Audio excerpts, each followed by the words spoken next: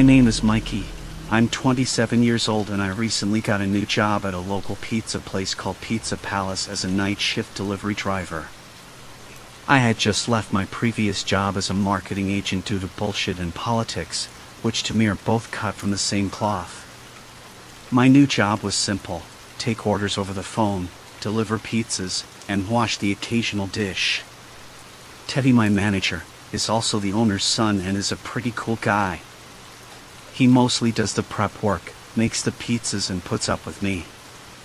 It's just him and I most of the time, but his dad Todd comes by on Thursdays to give us our paychecks and take inventory as well as restock the items. During downtimes we mainly discuss our favorite band Ghost, and talk about how useless our college degrees are, considering we both have one and still ended up at a pizza joint. Our favorite thing to do is make fun of some of our stupid customers and have a laugh. I could shoot this shit with Teddy for days and never get bored. It also didn't hurt that we would quote Adam Sandler movies frequently. One night in the fall, Teddy had taken an order while I was out on a delivery. When I returned, he told me it was a weird request. The customer had requested that whoever delivered the 2 large pizzas to the police station would get a $100 tip. The station was about 4.5 miles away and nothing out of the ordinary, since I delivered there quite a few times. It was just strange that they offered $100 this time around. That being said, I needed the cash because rent was due in a few days and it would help. So I grabbed the pies, bagged them, and hopped into my 2003 Toyota Avalon and drove to the station. I turned down Secular Haze by Ghost on my radio as I pulled into a spot. I got out of the car and grabbed my bag.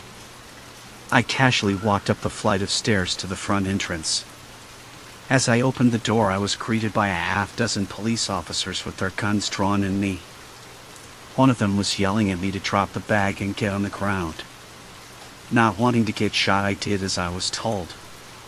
They cuffed my hands behind my back while I was on the floor. They informed me that I was in a heap of trouble by calling in a bomb threat and showing up with it. I had told them my name and that I was delivering pizzas. The officer told me that the bomb was going to be inside a pizza bag. I insisted they look in the bag. Though hesitant, one of them quickly unfastened the Velcro of the bag. He pulled out the pizzas and opened each box to make sure. The officer took off my handcuffs and apologized. I was angry at them at first, but realized that they were just doing their jobs. I think I would have shit my pants if I were in their shoes. I told them to keep the pizzas and I would, for lack of a better term, meet the cost on my next check. The officer didn't want to at first, but eventually took them anyway. He felt sorry for me and gave me a $50 bill out of his wallet. It was the hardest $26 tip I'd ever made in my life. They allowed me to leave, so I went back to the store and told Teddy what happened. He was furious on my behalf. He went back to look at the call log and see what name and phone number they gave. The name was Jack White, which I informed Teddy was the alias of the Joker from the Batman comics. He called the number and someone answered, but was told it was our local public library. Someone obviously made a prank phone call to us as well as the police station. That was 2 months ago.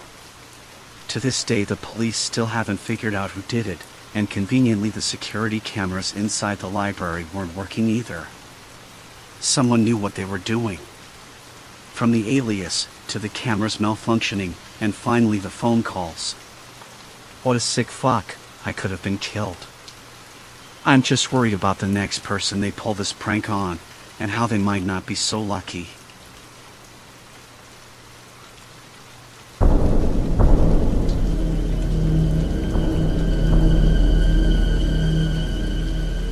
Hello, I'm Bianca. I attend North Texas University as an undergrad. For my side hustle, I watch my 6-year-old cousin Morgan every Saturday night. I hate that I'm missing out on seeing my friends, but it gives me a chance to study, and my Aunt Erica pays me $150 each time. We mostly hang out and watch Frozen for the 1000th time and eat pizza. She goes to bed around 8:30 and Erica is home by 1 in the morning. So that gives me over 4 hours by myself. Which isn't always a bad thing, but sometimes it gets lonely. That's why I keep to myself and catch up on homework or writing papers. After Morgan goes to sleep, I usually put on a scary movie to watch as background noise. On this night, I thought it was going to be a routine gig. How wrong I was. Tonight, I experienced my own real-life horror movie. I got to my aunt's house at 6 p.m., like I do every week. I walk in and Morgan body slams me with a hug. She loves Saturday nights with me. Then she runs upstairs to play with her Barbies and wait for me to call her down for some pizza with Elsa and Anna for entertainment. My aunt handed me a $20 bill for the pizza as well as $75. She likes to give me half at the beginning and the rest at the end of the night. She mostly goes out to a local bar to blow off some steam from her stressful job as a charge nurse for Medical City Denton. I understand how hard she works, so I don't mind, plus Morgan is a great kid. I hope to have one just like her someday. Aunt Erica gave me a hug and thanked me for the 10th time and hopped in her friend's car and went off to the bar. I pulled out my phone and ordered the pizza. It has gotten to the point where they know me by name. My number comes up on their caller ID and they know I order a large pepperoni with extra cheese and green chili on half. The total always comes out to $13.01. I always carry a handful of pennies in my purse and give the rest of the $20 to tip the driver. Hank is the usual driver, and he's a sweet older guy who always greets me with a smile while handing me the pizza. Tonight went off like usual. I closed the front door and walked into the kitchen to leave the pizza on the island. As I put them down, the doorbell rang. I walked back to the door and Hank had informed me that someone slashed one of his tires while he was giving me the pizza. He asked if he could come in because he needed to call his manager and let them know what was going on. I accepted his request and had him sit in the kitchen with me. He called his manager and was able to put the spare on and was gone within an hour. As soon as Hank left, I called my aunt to check in with her, but as soon as I did, a phone started ringing on the kitchen table. She had forgotten her phone, which she was known to do from time to time. I looked at the clock and it was 7:14. Thank God Morgan was upstairs and didn't know about what happened. So I popped the pizza in the microwave because it had gotten cold, put Disney Plus on, and called her down. She didn't notice that the food had been reheated and I decided it was all right for her to stay up a little later to watch the movie. She ate every bit of her half of the pizza and I sent her off to bed. I was only able to eat a slice since I was concerned about who slashed Hank's tire. I tried to take my mind off of it and started doing my homework. A few minutes later, the doorbell rang. I jumped in a panic and answered the door. There was nobody there. I shut the door and locked the deadbolt as well as the knob. I went back to the couch and started working on my algebra homework. A few more minutes went by and a tapping sound started coming from the living room window. I slowly walked to it and drew back the curtain, and a man in the God mask from the Purge movies was there, just standing there staring at me. He had an ice pick in his hand.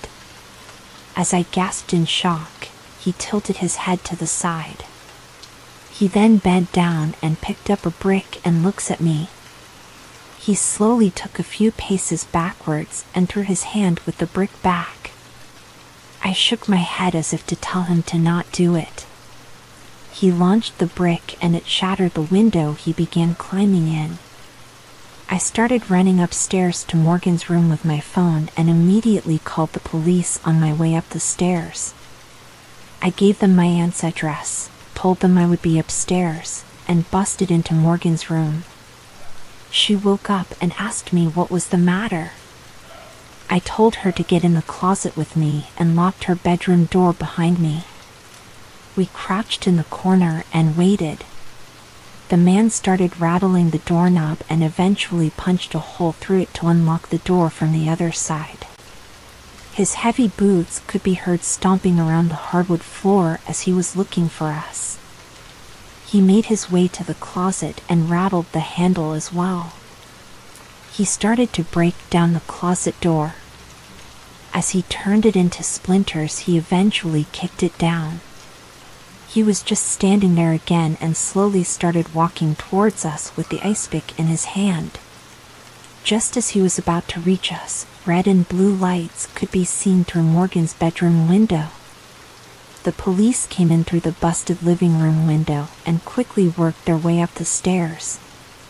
With guns drawn, they told him to drop the ice pick or he would be shot. He obeyed their orders by dropping it and fell to his knees. As they were cuffing him, they pulled off his mask. I immediately recognized him. His name is Mark. He used to work at the pizza place but quickly left after I rejected his advances towards me. I guess he was going to seek his revenge tonight, but we'll never know because he's been completely silent since he was taken into custody.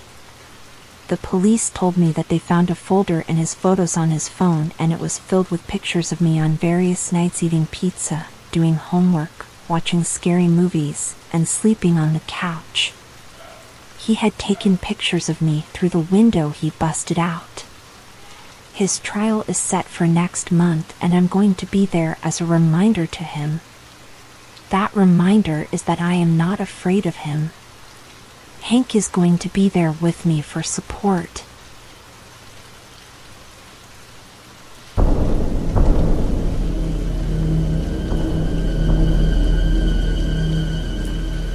I live alone in a one-bedroom apartment. I am a 35-year-old man with a dead-end job, no girlfriend, and my only friend is the cashier at the McDonald's I frequent damn near nightly. I use the term friend very loosely because he always mocks me. He doesn't even know my name, but he calls me number 2 with a large fry and Diet Dr. Pepper every time I walk in. I know, I'm a loser, it's okay, you can say it. After I finished watching through Dragon Ball Z for what seemed to be the 64th time, I decided to open my MacBook and browse through Reddit. I saw on r/esque post about the OP asking if anyone was interested in being an old school pen pal to her. She lived in New Orleans. It had no upvotes and only one comment called her a fucking loser. She was just like me. She had posted it 5 days ago. So I commented that I was interested and would be honored to be her pen pal, plus a little companionship didn't sound so bad. She then shot me a private message with a sweet greeting followed by asking me for my name, shirt size, and address. I didn't hesitate. She seemed like a nice person and it gave me hope that maybe two losers could cancel each other out in this world if they united. A few days had gone by and I received my first package from her. It was a traditional box 8x6x4. I used my car key to open the seal. Right on top was a handwritten letter from her. She was thanking me for reaching out and told me a bit about herself. She was born and raised in New Orleans and had a long list of ancestors from the area, so she never left. She hoped I liked the items and to quickly send a box full of stuff back. Inside the box was an alligator keychain, a Drew Brees jersey, a box of Creole pralines, and a voodoo doll replica. It was so thoughtful and I couldn't wait to send something back. That same day I drove to McDonald's and told the condescending cashier I needed a $25 gift card for a friend. He was surprised, but he gave me the gift card right along with my usual order. Since I live close to Miami, I returned the favor by sending her a Dan Marino jersey that I owned, a figurine of the Panorama Tower, and lastly a handwritten letter of my own, thanking her for the cool gifts and how much I hope she enjoys what I have given her in return. I shipped it to her the very same day. I was so excited to have a connection with someone, even if they were almost 900 miles away. I know that I could have easily messaged her on Reddit, but I wanted to keep it authentic. So I waited a few days and another package was waiting for me on my apartment doorstep. The package was in a similar box, and I rushed it into my apartment to quickly open it. When I opened it, on top was another handwritten letter that told me I was in for a treat, and the contents of the box were more fascinating than the last. I took out the bubble wrap, and inside the box was a black leather book, but it had a lock on it. I tried to open it, but to no avail. The next and last item that I pulled out was a bottle of an unknown substance that smelled like soap.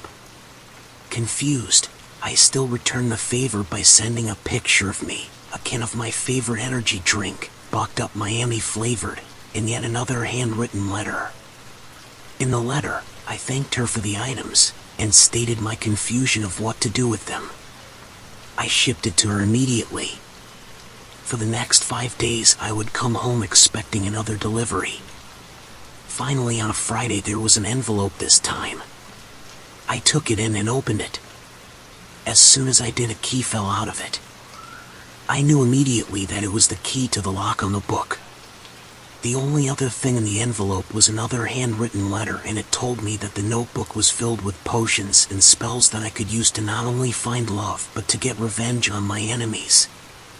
That's what the voodoo doll, as well as the bottle filled with copal resin, was for as well. The note ended with her expressing how grateful she was that I reached out and that she wanted to reward me with these life-changing materials.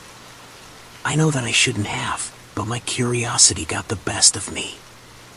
I used the key to unlock the book. What I found in there was spine-tingling. I thumbed through the recipes and found all kinds of bizarre and supernatural things. For example, there was a good luck potion, how to properly use a voodoo doll, a love charm spell, a spell to talk to the dead, and that was just the tip of the iceberg. I know that I would probably have to sell my soul or something of that nature to get these spells to work, and as the days go by, I'm considering it more and more due to the fact that I have nothing really going on in my life, except a pen pal that happens to be some kind of witch. I'm not sure if I should thank her, or damn her straight to hell. I guess only time will tell. Wish me luck.